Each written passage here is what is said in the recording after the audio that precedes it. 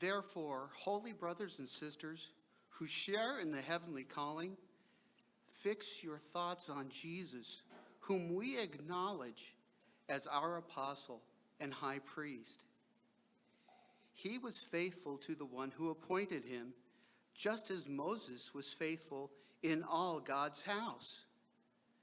Jesus has been found worthy of greater honor than Moses, just as the builder of a house has greater honor than the house itself. For every house is built by someone, but God is the builder of everything. Moses was faithful as a servant in all God's house, bearing witness to what would be spoken by God in the future. But Christ is faithful as the Son over God's house.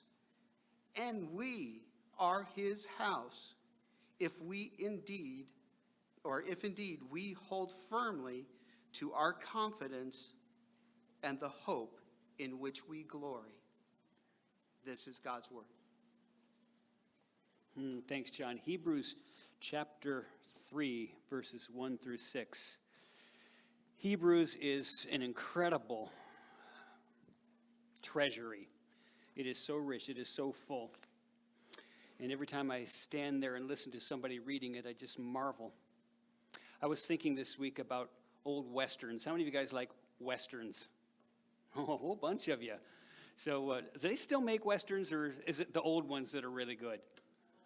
This is the old ones, yeah. Pretty much the consensus here. I'm not a real big Western fan, but I do recall somewhere along my journey of life having walked through the room a time or two when a Western was on and seeing a scene that looks somewhat like I'll describe for you. It's the back room of a saloon. It's smoky, it's alcohol smelling. There's a crowd of sweaty people gathered around a makeshift ring that has been set up, and there's sort of like a fight promoter in there just calling anybody who will to step into the ring and go around with the champ. Seen anything quite like this before? Okay, the champ looks something like this guy back here on the screen. You know what I'm talking about? You've seen this before? Okay, and of course, it's Hollywood, so what's happening is that challenger after challenger after challenger steps into the ring, and with one slug, the champion retains his crown. Nobody can come in here and defeat this guy. And of course, since it is Hollywood, then the fairy tale happens, and some young guy who's kind of small and slight steps in, and he knocks out the champ. Anyway, I've been thinking about all of this week as I was thinking about the book of Hebrews, because believe it or not, yeah, I actually see a similarity here. I feel like the person who was writing the letter that we call the book of Hebrews was sort of like Don King, in a sense. You can picture Don King? It's kind of like a fight promoter. He's the guy in the back saloon room calling people forward. Come on, step into the ring. Go around with the champ. But the writer to Hebrews has Jesus in the ring as the champ. And challenger after challenger is presented and comes up wanting. And the king continues to stand and to reign. Now, the analogy kind of breaks down in that Jesus is not a boxer. Jesus is not out to fight anybody. He's not looking for a fight. He actually described himself as one who is gentle and lowly, one who only longs to give you rest.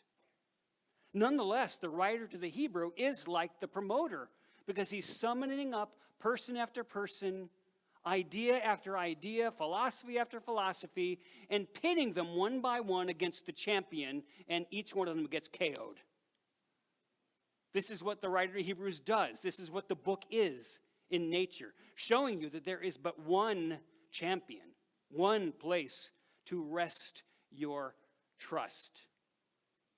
So we'll put it this way. Look on the screen. In the arena of possible things, in the arena of possible ideas or possible people around which you could build your life, Christ Jesus excels them all. This is the writer's point. Now, we have seen how in the first couple chapters of Hebrews, The challenger that was produced from the crowd was this infatuated, overblown idea that people had and sometimes still have about angels. And of course, the writer of Hebrews knocked that one out, spent 2 chapters basically tell you, don't ever dream that any angel, anytime, any place, in any way could ever go toe to toe with Jesus in terms of warranting your trust or your confidence or even your attention for that matter. Don't think it, because nobody stands toe to toe with Jesus. Now, apparently, the writer is satisfied after 2 chapters that he's made his point in that regard, because he moves forward and invites the next challenger into the ring. And who is the challenger? A very iconic hero to the Jewish people, whose name is Moses. Now, we're going to push the pause button on that thought, and we're going to come back to the idea of Moses a little bit later. But before we do that, we have to look at how this chapter starts, because it starts in a really beautiful way, and I don't want us to glaze right over it, okay? Here's how it starts. Look at the words. Therefore, holy brothers and sisters who share in the heavenly calling, ... Listen, therefore, holy brothers and sisters who share in the heavenly calling. Now, it's pretty easy to see right there who the writer is appealing to. He's writing to people who are Christ followers, and he calls them what? Brothers and sisters. Brothers and sisters, which is a very endearing appellation indeed. Brothers and sisters. This is very warm. This is very familial. And it reminded me this week that, guys, as Christ followers, we are intimately connected to each other. We are not alone. We do not stand alone. We do not fall alone. When one person suffers in the body, all of us suffer together. When one person celebrates, we all celebrate together. We are not living in isolation from each other. When your foot hurts, boy, you know it, don't you? When your elbow hurts, boy, you know it, don't you? We are a family, and we are in this together. We are not alone. We are part of a family, and therefore we are intended to function as a part of a family. And not merely are we brothers and sisters. What's the adjective there before brothers and sisters? Holy brothers and sisters. And that is a mouthful. That's a word that I think we use so often when we read the Bible and talk about the Bible that it starts to lose its meaning for us. So I want you to see how significant a concept this is. What does it mean to be holy? Well, the word holy at its root has to do with a thing that has been set apart.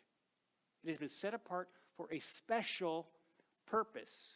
Now here, what have you been called? You've been called holy brothers and sisters. People who are set apart for a special purpose in which we share collectively. How many of you guys have china at home?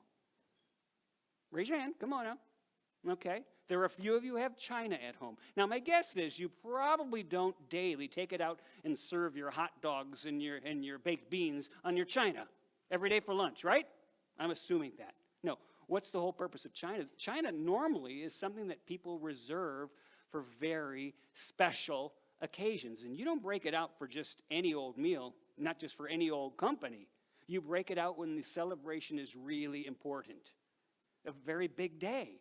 Well, guys, I hope you understand that this is a small way that helps us understand what it means to be holy. You could say that the china is holy. It's consecrated for special things, special usage, special purposes. And so we, as the family of God, are a people who are set apart for special purposes. And it's not just David Canning, and it's not just John, and it's not just Heather. Every one of you shares in this appellation from God. You've been called this by God. Holy brothers and sisters. Now, the thing of it is holiness in the Bible speaks of set apartness with respect to God's use, and not whatever use you would randomly select. it's God that decides what our set-apartness is for. We are set apart unto him for his purposes, not for our own random selection, which I think is an important part. So God decides. Now, the Bible teaches that this is the case for you and me as followers of Christ. So take a minute, guys. This is kind of trite, but I want you to do it anyway. Look around the room. Look at each other. Okay? You are holy brothers and sisters, and you share together in this calling, which leads me to the next line of verse 1. We are holy brothers and sisters who, quote, share in the heavenly calling. Now that is a beautiful line. We share in the heavenly calling, okay? And I thought, well, how is this a heavenly calling? What does this even mean? And I thought, well, there's three ways I see that our calling is heavenly. Number one, it's heavenly because it comes from there. The calling is divine in origin. I mean, you didn't decide to call yourself. God has called you forth to be a part of his family. So it's heavenly because of its heavenly origin. Second of all, your calling is heavenly because it calls us to look beyond just what meets the eye on a daily basis.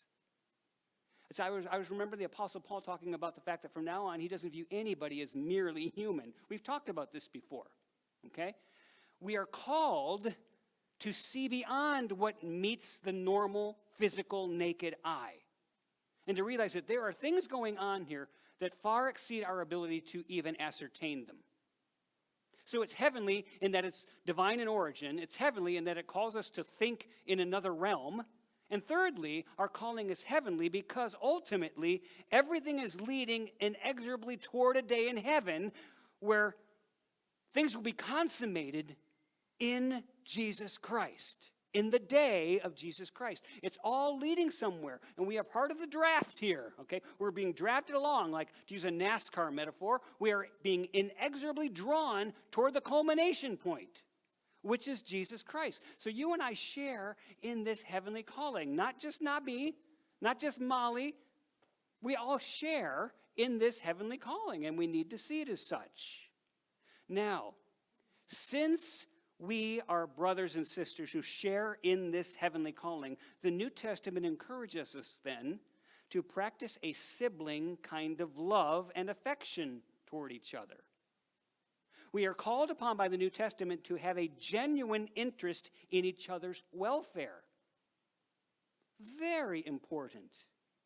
Now, I have to say this. I want to take a minute just to commend you because I see this alive and well in this church family. I believe you honestly do have a genuine interest in each other's welfare. And I see it played out all the time. So I simply want to say, keep up the great work. Keep opening yourself to the Spirit of God who is leading you in that direction. Don't quench that Spirit. Listen to the Spirit. All right. Now, you may have noticed that this chapter begins with a familiar word, one that we have looked at already once in this series on the book of Hebrews. It begins with the word, does anybody remember it? Therefore. We've talked about that before. But actually, the word therefore that we looked at before was a translation of a different Koine Greek term than this one is. This one actually is the Greek term hothen. Hothen, which literally means on account of, or for which reason, or therefore. And now, it's so important that you recognize this because whenever you see these therefores, it means that a case has been laid out. An ideological or a theological, a paradigm has been set forth, and now you are being called upon to do something with it. That's what the therefore means, or on account of which, ... That's what's happening here. So I think it's important that we pause and we reminisce a bit about what the writer's train of thought here is. So I've summarized it for you. It's an inadequate summary, but hopefully it'll give you the gist of it anyway. Here is the writer's train of thought. People, because Jesus is the ultimate self-disclosure of God, because Jesus has honored us by humbling himself, joining us in our humanity, and because he has suffered with us and died for us, because he has now been exalted and received the name which is above every name. On account of this, fix your thoughts on Jesus. Do you see the logical train here? Because these things are true, fix your thoughts on Jesus. In fact, it would be absolutely silly and absurd not to. This is the writer's train of thought. Now, some of you guys know that I like to play racquetball. It happens sometimes more frequently than others. How many of you have played racquetball before? I'd be curious to know. Raise your hand. Okay, a good number of you have played at it. You've played it a time or two at least. Well, one of the things that's interesting about racquetball, and I put a picture here on the screen. This is not anybody you know. This is just a stock photo, okay? But it looks kind of like this. And I wish I was that young again, but I'm not. Anyway, this is racquetball. And it's unique in that you play the ball off of any of 4 walls. And actually, I would call it 5 walls because it includes the seating. The ball is alive off of all of those walls. Okay? Now, a thing that happened to me a week ago yesterday, I was playing racquetball with some guys, and one of the guys went to make a shot, okay? Here's the back wall, and here's the front wall. Okay, the ball is live coming off the back wall, okay? And he was waiting for the ball to come to him so he could receive it and then send it forward. But here's what happened. And he whiffed. One of the most embarrassing things that can happen to you, because the racket head is, I mean, how do you miss the ball? It's a fairly large head on the racket, all right? He totally whiffed. And I said, you know what happened to you, right? Let me show you what happened. Here's what I saw you do. Okay, you learned this when you were in T-ball. You learned this when you were in Little League. It's supposed to be like this. Otherwise, you wind up completely missing the ball. Now, in baseball, they call that pulling your head out. You're pulling off the ball. You've got to keep your head in there, watch the ball. Otherwise, you're very liable to not hit it squarely. Oh, anyway, so here's the point. This, to me, is such an illustration of what life is like as a follower of Christ. And I'll use my life as a personal example. I find it is very easy to pull off the ball in life. It's extremely easy to pull off because you're not thinking. You're not thinking. I don't intend to pull off. I don't mean to. I don't want to. Well, that's not true. Sometimes I do. But usually I don't intend to or want to. But I find that it happens almost as naturally as breathing does. I start making decisions without thinking about Jesus' claim on my life. A claim like, you are not your own. You've been bought with a price. I start making choices without thinking of how he might feel about the matter. It always stuns me that the Bible says that the Holy Spirit of God can be grieved. That's a feeling. Grieved by my choices. But I make decisions without even thinking about what he might want, what he might like. I start making choices without considering how a particular choice will affect my relationship with him. Now, I want you to think about that one for a minute, okay? You all have relationships of one sort or another. Now, do you all agree that choices that you make can affect either positively or negatively the relationships that you have in your life? You choose this, it could have a good effect or it could have a negative effect. And frankly, you all have experience with making choices that hurt your relationships at some level. All right? Why would my relationship with God be any different? I make choices sometimes that fail to take into account how the choice will affect my relationship with Jesus, which, when I think about it, at the deepest heart level, is the most important relationship that I have or ever will have. But here I am making a choice that is adverse to that relationship. What am I doing? What have I done, guys? Look at the metaphor that we're using here. It all signals that I have failed to fix my thoughts on Jesus. Now, This is kind of geek time, but I tend to be that, so bear with me. The phrase fix your thoughts on actually translates one Greek word. I find that fascinating. The Greek word is katanoesete. Katanoesete means to consider or to consider exactly, to consider attentively or decisively as though you have to make a choice. It means to concentrate by fixing one's thinking. Now, I might use the word contemplate or analyze or carefully evaluate. This is what's going on here in this Greek word, and you can't say all that when you translate it. You got to cut to the chase, but there's a full shade of meaning here. We are to fix our thoughts on Jesus. Now, as I was thinking about this week, I kind of thought that, there are kind of two basic ways that we need to be katanoesete, fixing our eyes evaluatively upon Jesus. One is at, I would say, an initial level. In other words, you and I, as we go through life, we have to decide what we are going to build our lives upon. Will I build my life and my identity upon the accumulation of wealth, for example? Will I build my life and my identity upon seeking the approval of people? Will I build my life and my identity upon getting some sort of position of authority over other people?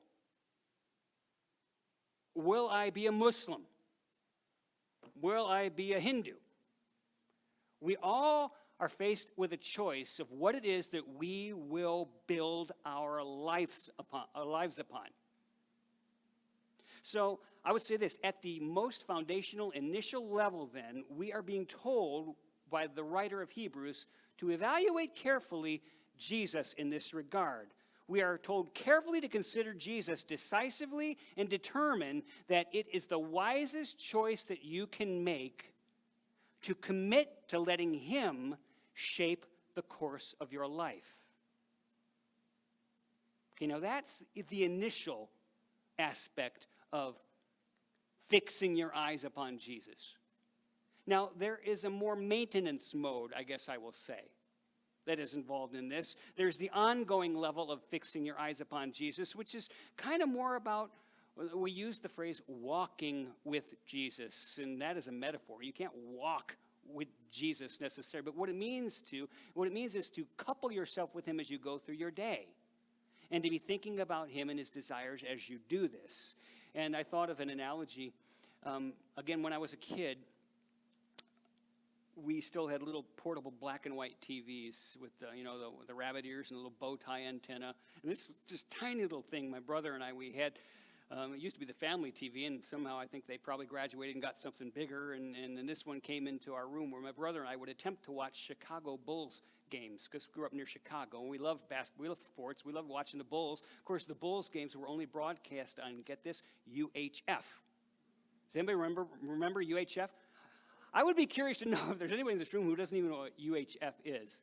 Ultra high frequency. Okay, so there used to be two dials on the television. One was for the main channels, VHF, which is what? Very high frequency? That's an intelligent acronym. Very high frequency. And the other one was UHF, ultra high frequency. And it was much less precise. Okay, so you would set it at the approximate thing, and then there used to be this little knob around the outside of that one. It was called what? Tuning. Fine-tuning.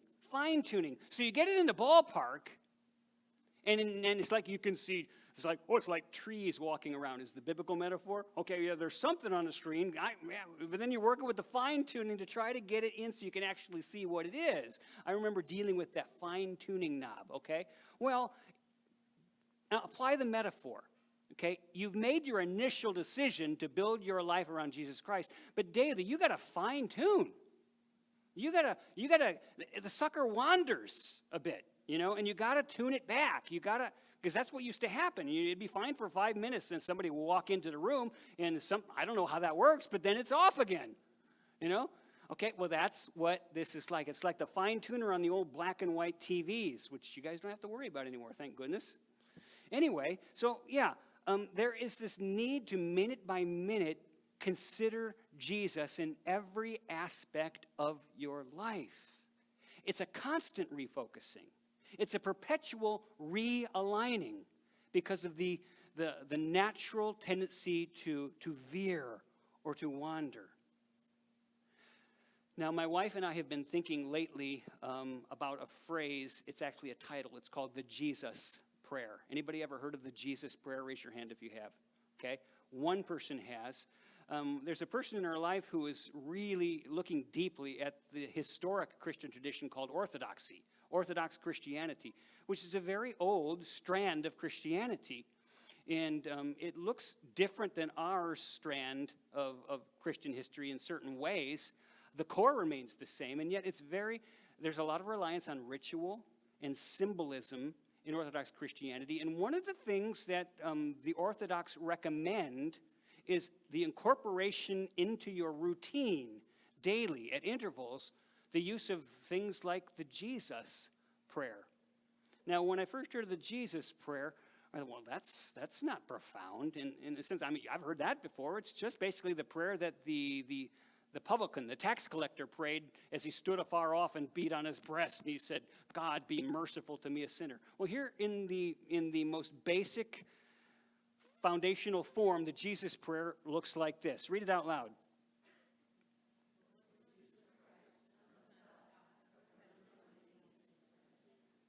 Now, you can see, first of all, how that would be foundational at an initial level, right? Yeah. I mean, that's the basis on which you're going to found your life. But it's more than that. It's a minute-by-minute thing, and the Orthodox think it a good discipline to remind yourself very often of this prayer. And I've been doing that. I've been saying, "Lord Jesus Christ, Son of God, have mercy on me, a sinner." And what is the whole point? The whole point is to fix your thoughts on Jesus. That's the entire point. Now, like anything, it becomes ritualistic and can lose its value to you because it becomes a drill. But what it's trying to accomplish is a good thing. At the bottom line, and I put this on the screen for you, the bottom line is this: you are endeavoring to bring Jesus' greatness into your weakness at every moment of your life. To fix your thoughts upon Jesus and to bring the mercy of Jesus to bear on every seemingly simple little choice you make, quite frankly, because you are prone to make the wrong one. And so you say, "Jesus, be merciful to me because I am so prone to make a stupid choice here. And unless you are merciful, I will continue to make stupid choices. Jesus, I am feeling very weak and very vulnerable here in this situation. Please be merciful to me. And give me your strength. Give me a sense of your presence. Give me a strength of your power because I am weak. And I am sinful. I'm meager and I'm paltry. And yet you are marvelous." So all you're doing is reminding yourself of these things. That's the goal of such a prayer, which comes straight out of Hebrews. Fix your thoughts on Jesus. Now, I thought I would be, again, very personal here with you and tell you what my own experience is like when I actually manage to fix my thoughts on Jesus. And here were a couple of things that came to mind. I'll give you 5 of them. When I actually succeed, guys, in fixing my thoughts for a fleeting moment upon Jesus, here's one thing that happens. The burden du jour, the burden of the moment, whatever it is, seems to diminish in comparison to the magnificence of him who is lovelier than all. Think about it. I hope you realize that a hymn writer once wrote it this way: "Turn your eyes upon Jesus, look full in his wonderful face, and the things of earth grow strangely dim in the light of his glory and grace." Guys, I experience that for fleeting moments now and then when I actually succeed in fixing my thoughts upon Jesus. Secondly, when I succeed in fixing my thoughts upon Jesus, the responsibility for solving my problems shifts. It shifts off of my feeble, pathetic little shoulders on to the one who is greater than all, who has all power. And I realized, what are you doing, Jay? You can't solve this problem. You can't even fix yourself. This has got to go to the only one who can do anything about anything. And when I manage to fix my thoughts upon him, I have that experience, and the burden grows light. And I no longer am taking responsibility for things that I have no power to affect. Next, when I manage to fix my thoughts on Jesus, the cloud of aloneness, do you know what it feels like? The cloud of aloneness that envelops me starts to dissipate in the presence of the one who said he will never leave me. And it actually becomes very practical for the moment. When I manage to fix my thoughts on Jesus, check this out. Typical earthbound responses to the daily challenges of life are displaced by heavenly kinds of responses. And it reminded me very much of what James had to say when we studied James. If you all remember that, we did that year and a half ago. And we saw that James made a contrast between the wisdom of this age, the wisdom of this world by which everybody plays, including you, and the wisdom that comes from heaven. Because they don't look the same. The wisdom from the world says you serve the person who's mistreating you. The wisdom from the world says you sock them in the face. Oh, those are vastly different responses to things. Okay? And when I manage to fix my thoughts on Jesus, that actually occurs to me. And the last one, when I manage to fix my thoughts on Jesus, seeing the degree to which he suffered for me makes my present sufferings pale in comparison. In other words, it just gives a different perspective, a better, more accurate perspective. Now, the writer of Hebrews then is giving you this very practical task. Fix your thoughts on Jesus, whom we acknowledge as our apostle, which simply means sent one sent from God, and our high priest, the one who brings us into relationship, into contact with God. He is the intermediary. Now, remember that introduction we gave where we put that fighter in the saloon room up on the screen? You probably thought I forgot about him. I think you probably forgot about him by now. Anyway, I'm going to come back to that now. Here's where it comes into play. You guys remember that I have told you that the original recipients of this letter were swimming upstream against a very hard current as Christ followers. You remember I told you that they were from Jewish background. And the Jewish community as a whole was not receptive to Jesus, but these few had realized that Jesus is indeed the fulfillment of everything that Judaism embodies. It is all culminated in Jesus. He is the point of it all. They had reached this conclusion, which was not a popular conclusion. But nonetheless, it was the one that they had reached. And they had chosen to fix their thoughts and their eyes upon Jesus as the one who will give direction and leadership to their lives. This was not an easy thing to do in their culture. And it was very costly. It was very painful for them. And so it was very tempting for them just to lay off the Jesus stuff. Let's just go back to the Judaism thing. It's just a much easier road. There's a lot less resistance. This was a constant nagging temptation. Do you understand? Do you understand? You feel it sometimes in a different way. Okay? That is why the writer to the Hebrews says what we see in verse 3. He says, Jesus has been found worthy of greater honor than Moses. Just as the builder of a house has greater honor than the house itself. All right, look on the screen. I think I've shown you this house before. Anybody recognize that place? That's where I moved. Just kidding. No, anybody recognize that? Tell me what it is. That's the Biltmore Mansion in North Carolina, Asheville? Yeah, Asheville, North Carolina. And who is associated with the Biltmore house? Vanderbilt. Cornelius Vanderbilt, the great railroad man. One of the people on which this country is founded, okay? Now look at the next photo. Anybody recognize this place? Falling Waters, very good. And who is associated with the house called Falling Waters? Frank Lloyd Wright. Very good. You guys did very well. Now, while these houses are famous, they always make us marvel at the person that conceived of them and had the wherewithal and the brains to bring them into existence. What's greater, the house or the person who built them? It's the person who built it. That's where the power is. That's where the brains are. That's where the beauty is. Well, now, guys, think. The writer here says Jesus has been found worthy of greater honor than Moses, just as the builder of a house has greater honor than the house itself. Houses do not build themselves. Moseses do not build themselves. They are the production of one who has vision and power to bring them into being. And so we marvel at the designers, the builders, the architects. Now, you have to understand that these words here, Jesus has been found worthy of greater honor than Moses, them was fighting words to a Jew. Oh, my goodness.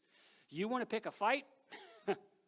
Those are fighting words. See, to the Jewish people, Moses was the hero.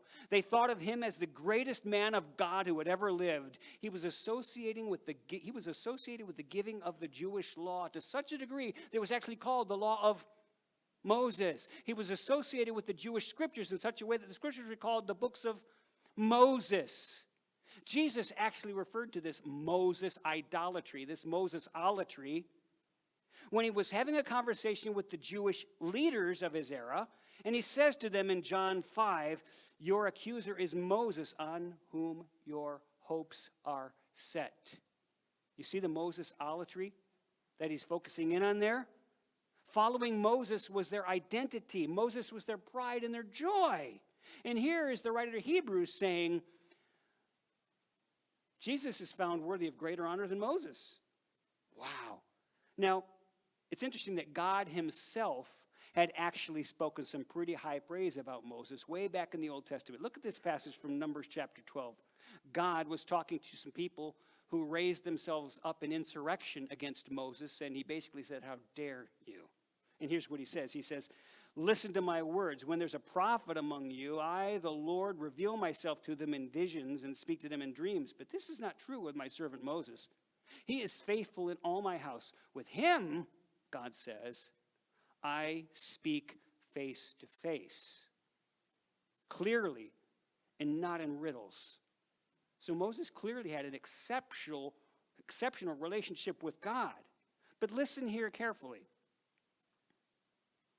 Moses never thought of himself as God's ultimate gift to humankind. Moses never thought of himself as God's ultimate self-disclosure. Moses himself spoke of the prophet with a capital P who would come, after whom everybody must follow. Everybody must listen. Now get this. When Jesus came, 1,400 years after Moses, Jesus claimed to be that prophet with a capital P. Listen to Jesus' words on the matter in John 5:46. He said, if you believed Moses, you'd believe me, for he wrote about me. Now, guys, I got to tell you, I've told you this before. When we were doing our whole John series, I told you this. Every time I hear Jesus make one of these claims, my heart skips a beat. Because normal people who are right in the head don't make claims like that. Imagine me standing here today telling you that a prophecy spoken by St. Augustine somewhere around 400 AD is being fulfilled in your vision today.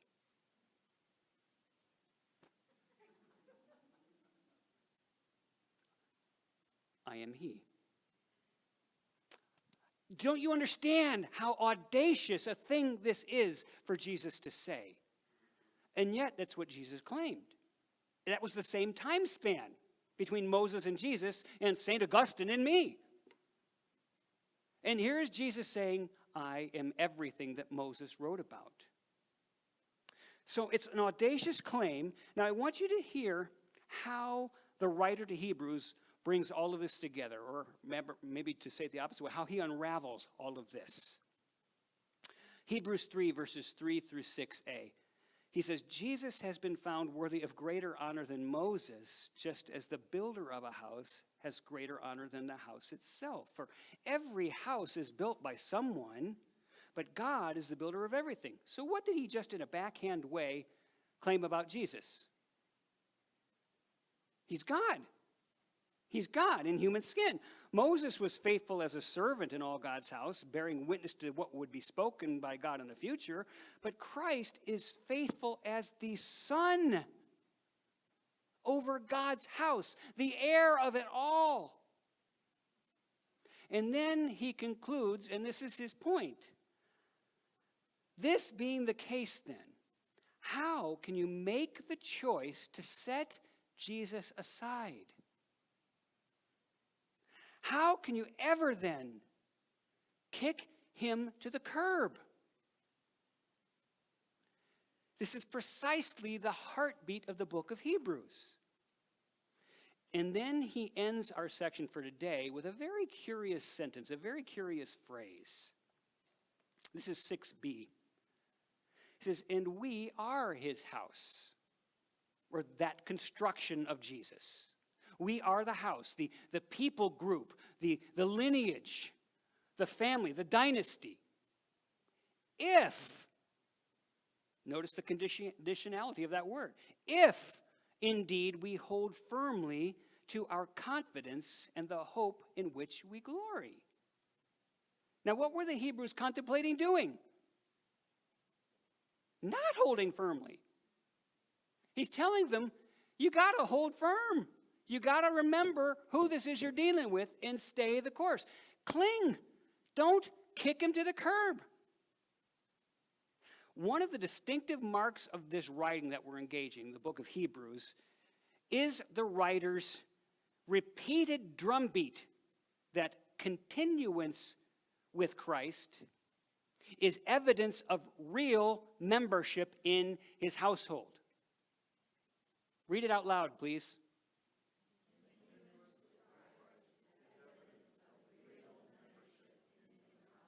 Think about it. What kind of spiritual birth have you undergone if, when the heat gets turned up, you dial back on it?